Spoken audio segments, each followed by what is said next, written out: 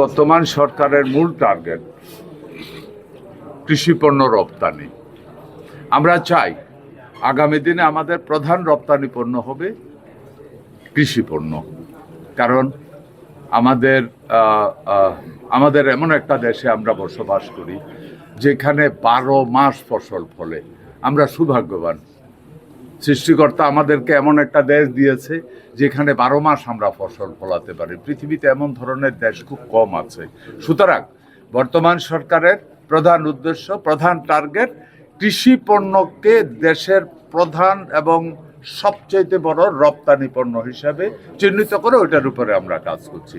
যেমন কিছুদিন আগে দেখেছেন আমরা কৃষি পণ্য আধুনিক প্যাকিংয়ের একটা প্যাকিং ইউনিট আমরা উদ্বোধন করেছি, যেটা ইন্টারন্যাশনাল স্ট্যান্ডার্ড অনুযায়ী প্যাকিং হবে।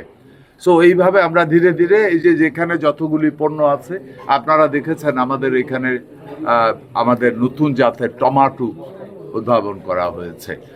সৌভাগ্যভাবে এর অনেক মাংস অনেক বেশি, অনেক পোক্ত।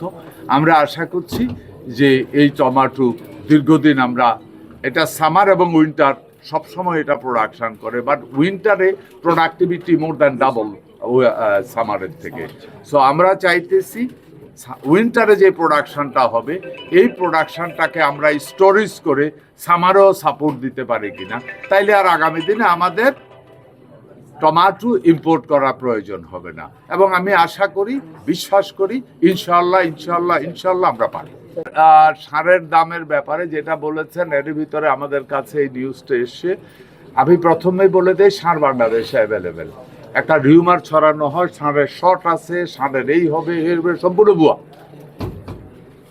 সার অ্যাভেলেবেল আছে, সার অনলাইনে প্রচুর আছে, নো প্রবলেম, সারের কোনো ঘাটতি নেই।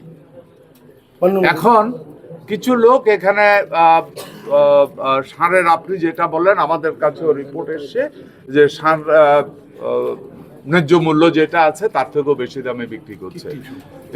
এটা একটা কৃত্রিম সংকট তৈরি করার পায়তারা চলছে।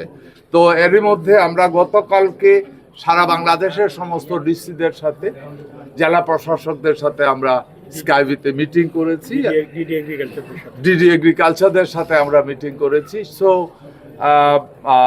আজকে থেকেই ওনারা, যদিও অতীতেও ছিল, আরও সিরিয়াসলি আজকে থেকে সারা বাংলাদেশে ওনারা থাকছে। কোথায় কারা এ ধরনের অপকর্মের সাথে জড়িত আছে এদেরকে খুঁজে বের করা এবং তাদেরকে এখান থেকে বিরত রাখা, না হয় দৃষ্টান্তমূলক শাস্তি ব্যবস্থা করা হবে।